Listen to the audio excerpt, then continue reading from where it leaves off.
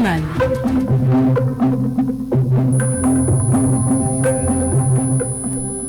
Les contrôles routiers par les forces de police nationales désormais suspendus pour une durée indéterminée dans l'ensemble du pays, une instruction du commandant-chef. Le Gabon en préparation pour la conférence sur les changements climatiques en novembre prochain en Écosse. Le sujet largement évoqué entre le président de la République Ali Bongo Ondimba, le ministre des Eaux et Forêts Lee White et le secrétaire permanent du Conseil climat Tanguy Bekali. En sport basketball, ouverture ce matin à Kanda d'un stage de formation des journalistes sportifs spécialisés dans cette discipline, une initiative de la Fédération gabonaise en charge de ce sport. Mesdames et messieurs, votre journal.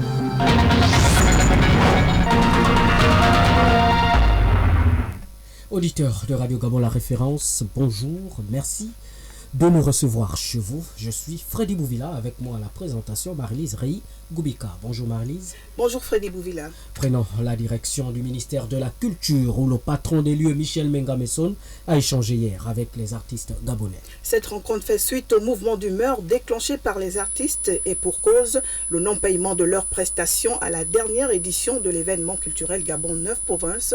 Le membre du gouvernement entend apporter des solutions. Vibriant Aseko Olomo. Ils ont dû mettre des barricades pour se faire entendre. Ils, ce sont les artistes ayant presté durant la dernière édition du festival Gabon 9 provinces. Un mouvement d'humeur qui a contraint le ministre Michel Mengamesson à rencontrer les artistes pour les édifier sur la situation de leurs fonds. Nous avons eu un entretien avec les artistes pour leur faire comprendre que nous sommes conscients de ce qu'ils ont attendu pendant un temps que l'attente a trop duré et que par conséquent, il faut que nous trouvions une solution.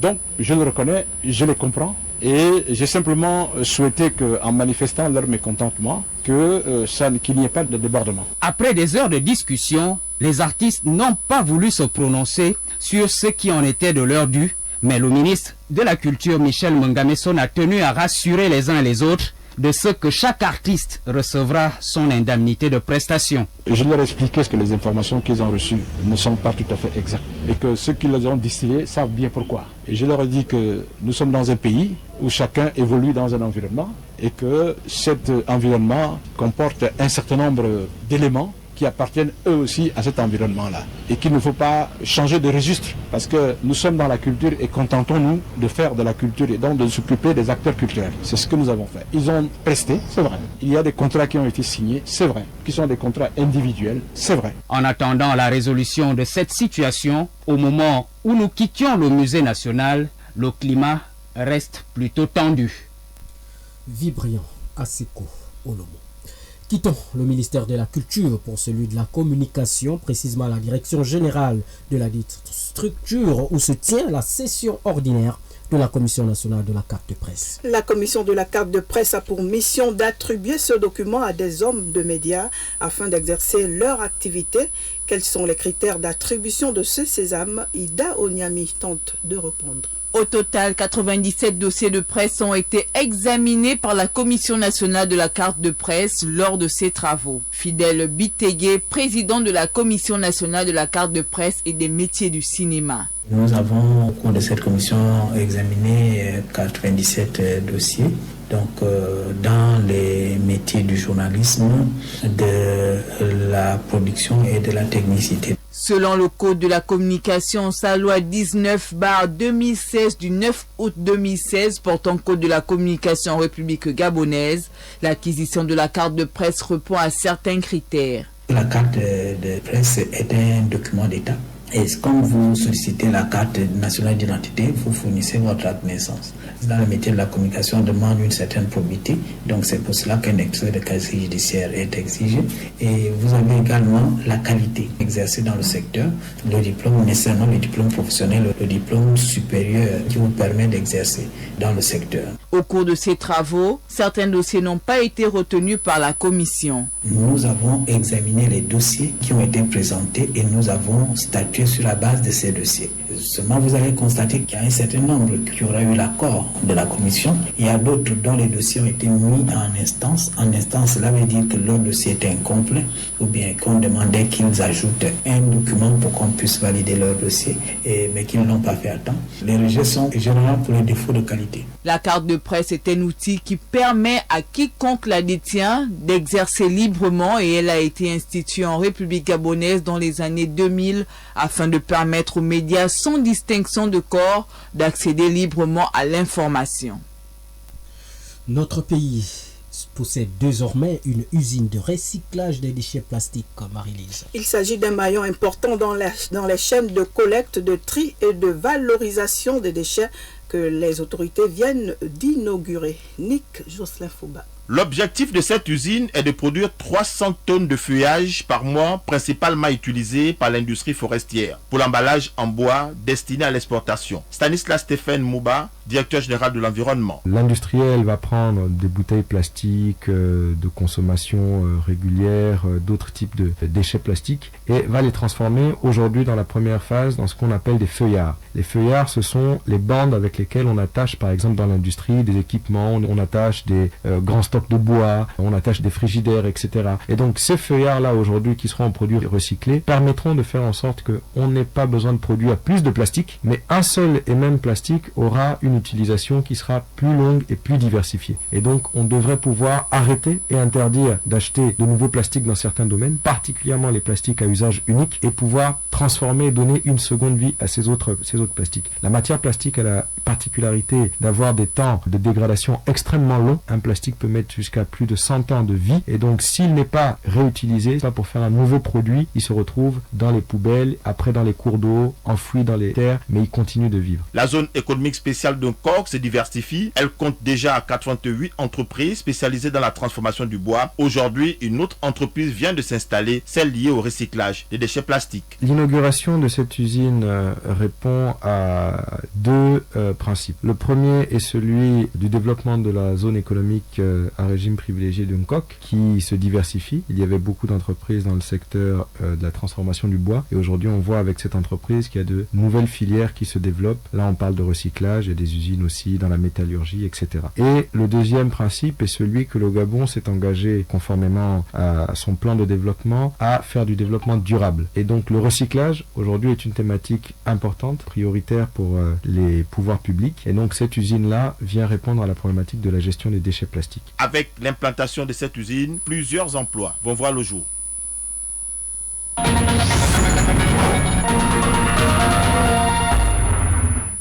Au palais du bord de mer, le chef de l'État Ali Bongo Ondimba a échangé hier avec le ministre des Eaux et Forêts Lee White et le secrétaire permanent du Conseil climat Tanguy Gauma Bekale. La préparation de la conférence de Glasgow en Écosse sur les changements climatiques en novembre prochain en toile de fond de la rencontre. Aline Nzila.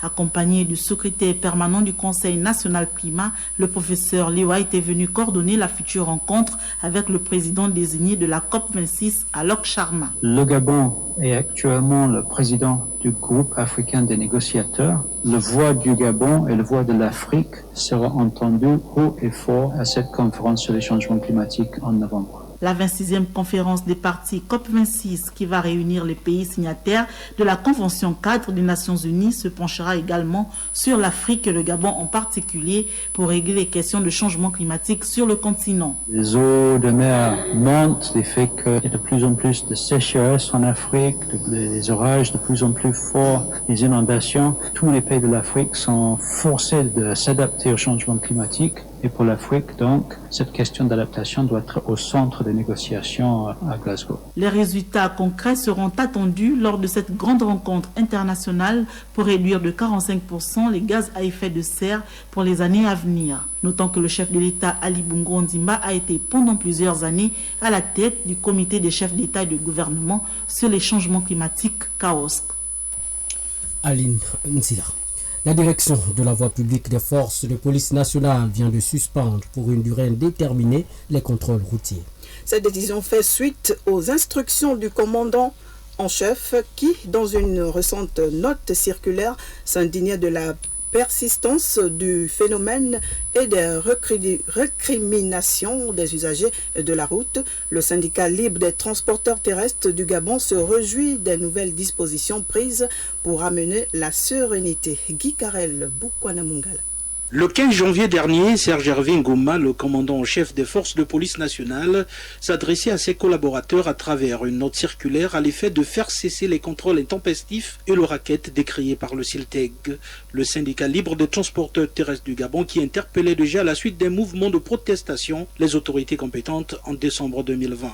Son président, Jean-Robert Meunier, qui a pris connaissance de la circulaire de la hiérarchie des FPN, se dit satisfait et invite le reste des corps à suivre cet exemple. Nous souhaitons que cette mesure soit étendue aux autres corps qui sont impliqués dans le processus de contrôle routier, notamment la gendarmerie, puisque le commandant en chef avait juste interdit le racket, mais n'avait pas interdit les contrôles. Le CILTEG propose, pour mettre un terme aux dérives constatées, des recrutements ciblés et des formations adaptées à l'endroit d'une catégorie de policiers. Que le temps mis à disposition, nous puissions profiter de ce temps, surtout au niveau des corps, pour opérer de véritables réformes en profondeur dans la matière du contrôle routier, notamment au niveau du recrutement des agents chargés du contrôle routier dans les corps, de leur formation, d'une enquête de moralité avant de recruter des gens, etc., pour qu'au finish, on arrive à une matière de contrôle routier qui soit faite selon les règles de l'art. Jean-Robert Meunier dénonce aussi les agissements peu orthodoxes des brigades mixtes créées pourtant pour faire appliquer les mesures barrières sur le terrain.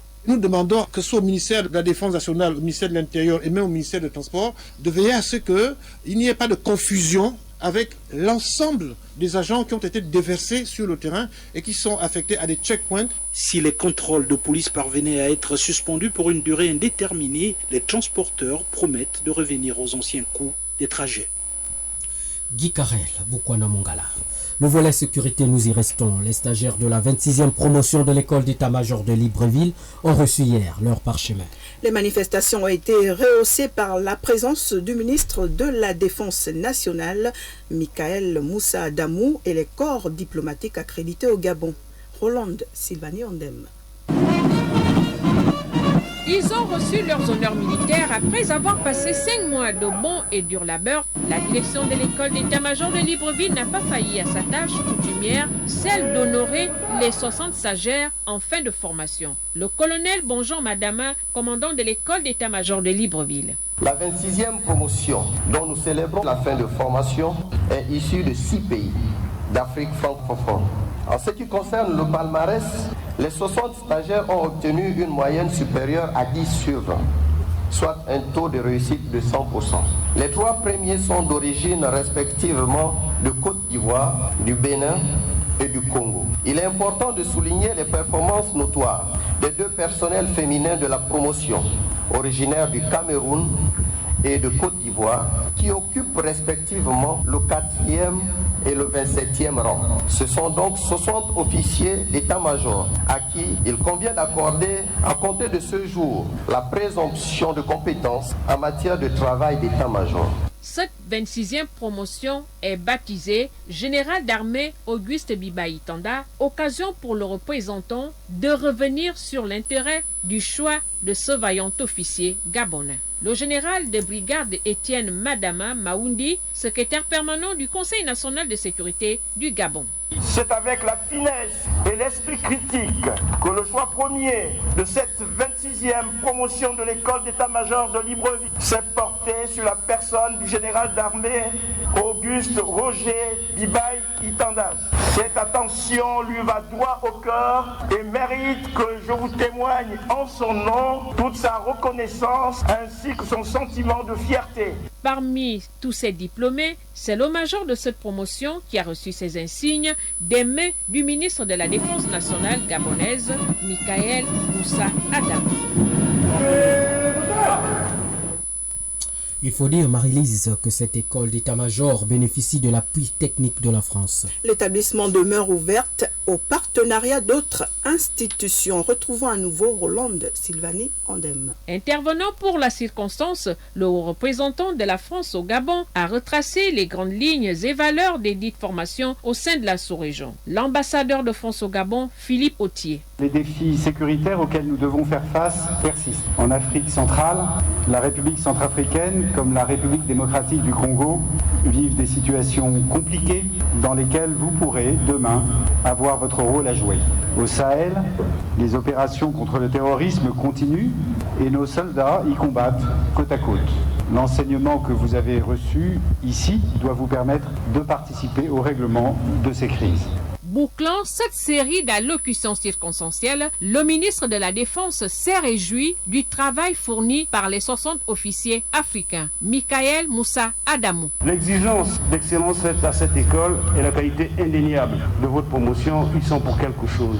Le nom que vous avez proposé, stagiaire gabonais étrangers réunis, le nom de Biba Itanda Auguste Roger était une motivation supplémentaire. Le président Ali Bongo Ndimba, chef de l'État, chef suprême des forces de défense et de sécurité, a bien voulu entériner votre proposition en connaissance de cause. J'ai bien conscience que la fin de stage correspond à un moment fort de la vie de l'école. Un moment qui couronne plusieurs mois de travail, d'expérience dense, de cohésion, d'apprentissage pour le succès des armes de vos pays respectifs. L'inauguration de la place d'armes de l'école d'état-major de Libreville, dénommée place d'armes Auguste Roger Biba Itanda, a constitué la dernière étape des dites activités conduites par le ministre de la Défense nationale qu'entourait le corps diplomatique accrédité dans notre pays.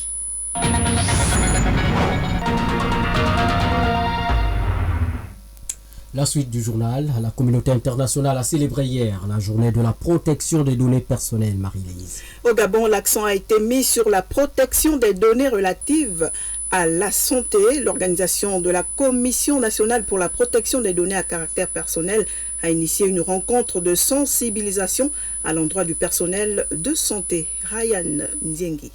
C'est sous le thème « Le traitement des données personnelles relatives à la santé, droits et obligations » que cette journée a été célébrée au Gabon à l'initiative de la Commission nationale pour la protection des données à caractère personnel. Pour la 77e édition de cette journée, la CNPDCP a posé ses valises au centre hospitalier universitaire de Libreville pour une série de sensibilisations sur cette question des données relatives à la santé. Joël Anissé Ledaga, président de la dite commission. Cette journée constitue une étape décisive dans les missions de sensibilisation et d'information des citoyens et des responsables de traitement de données sur l'importance de la protection des données personnelles et surtout le respect des libertés et des droits fondamentaux des citoyens, en particulier de leur vie privée. Contente de cette initiative, la première responsable du CHUL salue l'action de la CNPDCP.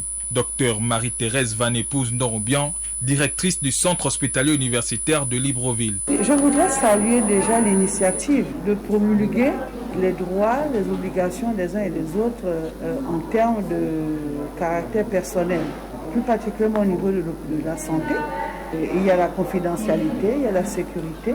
Donc nous avons été édifiés. Joël Anissé Ledaga, président de la dite commission. L'identité, la voix, l'image, le numéro de téléphone, le compte bancaire, la carte de crédit, l'adresse électronique, les données biométriques et celles dites sensibles, donc relatives à la santé, aux origines sociales ou ethniques, aux opinions politiques, philosophiques et religieuses ou à l'appartenance syndicale des personnes ou encore à leur vie sexuelle. L'objectif étant à terme de consolider la lutte contre les atteintes à l'identité humaine, aux droits de l'homme, à la vie privée et aux libertés individuelles ou publiques susceptibles d'être engendrées par la collecte, le traitement, la transmission, le stockage et l'usage des données personnelles des citoyens. Ahmed Ryan Nzengi. Parlons élections à présent, notamment les sénatoriales. Cette élection concerne les grands électeurs qui doivent respecter les consignes édictées par leurs différents partis politiques. Tout geste contraire serait qualifié d'indiscipline, occasion pour le Parti démocratique gabonais de mettre en garde les indélicats. Claudette Ewouri. Aucune élection pluraliste n'est jamais gagnée d'avance, même si l'on est en bonne posture, car certaines investitures créent parfois des tensions au sein des formations politiques, poussant ainsi certains électeurs à voter contre le candidat de leur parti. Carlos Okinda, président du PGCI et porte-parole de la majorité républicaine et sociale pour l'émergence, se souvient d'un cas passé. Nous avons à l'époque, pas cette législature qui vient de s'achever l'avant-dernière donc, nous avons gagné au niveau de Boué avec 2 conseillers. Et nous avons remporté les élections sénatoriales. Nous en avions 2 au départ, simplement parce que effectivement certains perdants des primaires, certaines personnes qui n'ont pas été investies, frustrées, leur seule réaction, c'est de dire, écoutez, nous allons faire passer quelqu'un d'autre. Mais pour le porte-parole du Parti démocratique gabonais, majoritaire dans plus de 80% des conseils municipaux et départementaux, aucune circonstance atténuante ne sera accordée cette fois-ci. Stéphane Germain Iloko Boussengi insiste sur la discipline entre camarades. La discipline du parti sera de rigueur. Il est inimaginable que nous ayons remporté le maximum de collèges et que, in fine, nous n'ayons pas le maximum de sénateurs. Donc, ça, c'est du domaine de l'inimaginable. Ce n'est pas par excès d'assurance, c'est la logique, c'est l'intérêt de notre parti qui compte. Ce n'est pas, bien sûr, l'intérêt des individus. À bon entendeur, salut. Du côté de la Zadie à Mekambo, dans le Goïvindo, le Parti démocratique gabonais s'active à quelques heures de la fin de la campagne. Il faut dire, Freddy, ce parti avait visiblement perdu son hégémonie dans la localité. Gaël Mbimba Okoko. Aucune élection plurale.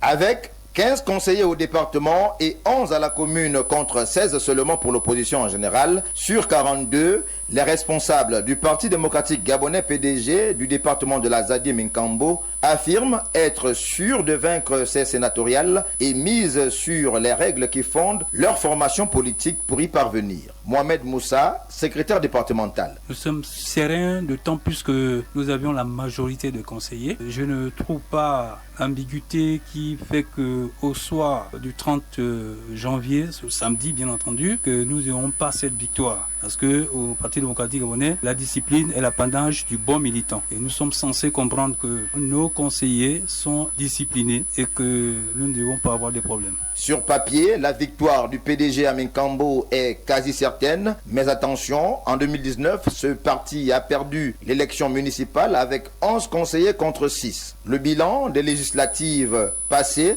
montre aussi que le Parti démocratique gabonais a perdu la main sur le département. Un député sur les 3 sièges. Pour le départemental, le schéma n'est pas le même. La mairie de Mekambo n'est pas totalement gérée par l'opposition. Évidemment, le maire titulaire appartient à l'opposition, mais les 2 maires adjoints appartiennent au Parti démocratique gabonais. Cela veut dire qu'il y a eu quelques incompréhensions, notamment dans la mise en place de ce bureau, avec la tête qui a été malheureusement encore changée à quelques jours, sinon à quelques heures de l'élection du bureau, et ça a dû amener un peu ce petit dérapage au niveau des conseillers du Parti démocratique gabonais, qui n'a rien à voir avec l'élection du sénateur le 30 janvier, parce que nous savions effectivement que nous avons eu les primaires. Ce sont nos propres conseillers qui ont choisi leur champion pour affronter notre adversaire, sinon nos adversaires. Gérard Bedjil est le candidat investi par le PDG. Ancien président du conseil départemental de la Zadie, il est le choix des autres conseillers, ce d'autant plus qu'il est sorti vainqueur des primaires dans la Zadie. Depuis le carrefour Rombuka au centre-ville de Minkambo, Gaël Mbimba Okoko pour Radio Gabon La Référence. À Chibanga, dans la province de la Nyanga, on parle de la fin des travaux du conseil municipal. Les travaux qui viennent de s'achever avaient pour objectif de contribuer au rayonnement de la ville de Chibanga. Annie-Flore Ndembi.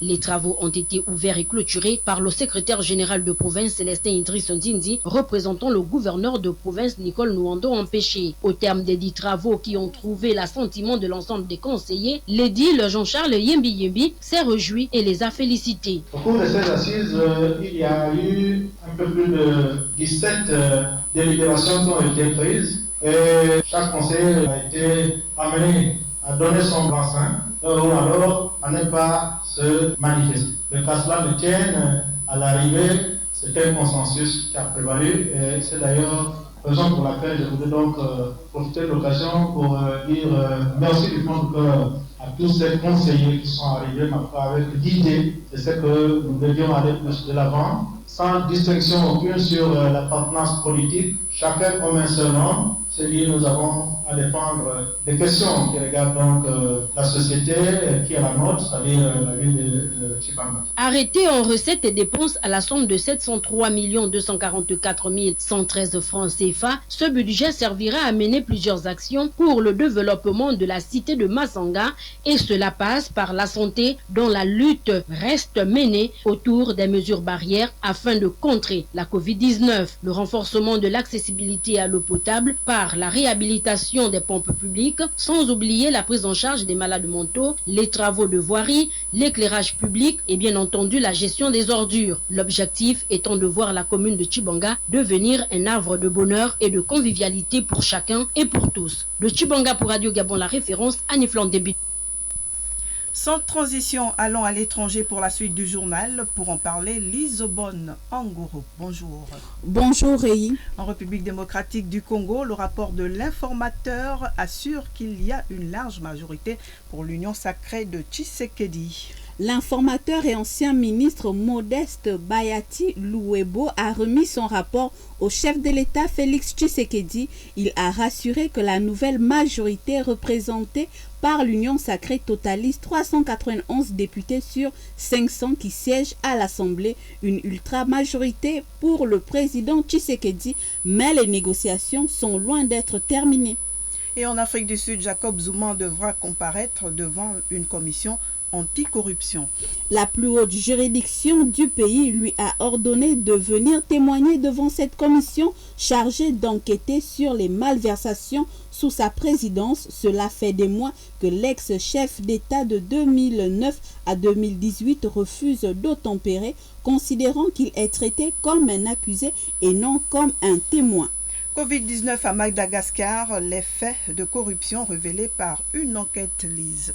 L'organisation Transparency International Initiative Madagascar vient de dévoiler des extraits d'une enquête intitulée Covid-19 et gouvernance, les leçons apprises de la première phase de la crise sanitaire à Madagascar qu'elle a menée durant 4 mois auprès de 4000 ménages bénéficiaires d'aide sociale perçues durant la pandémie. Lise Obonne Angoro pour la page internationale. À présent, les sports.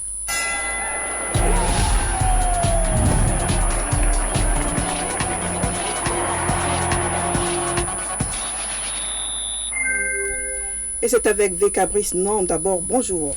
Bonjour Réingo Bika. En football, c'est demain que débutent à Douala les matchs comptant pour les quarts de finale du championnat d'Afrique des Nations. Oui, la Zambie s'est assuré son ticket au terme d'une explication houleuse entre pays d'Afrique australe. Score final 0 but partout.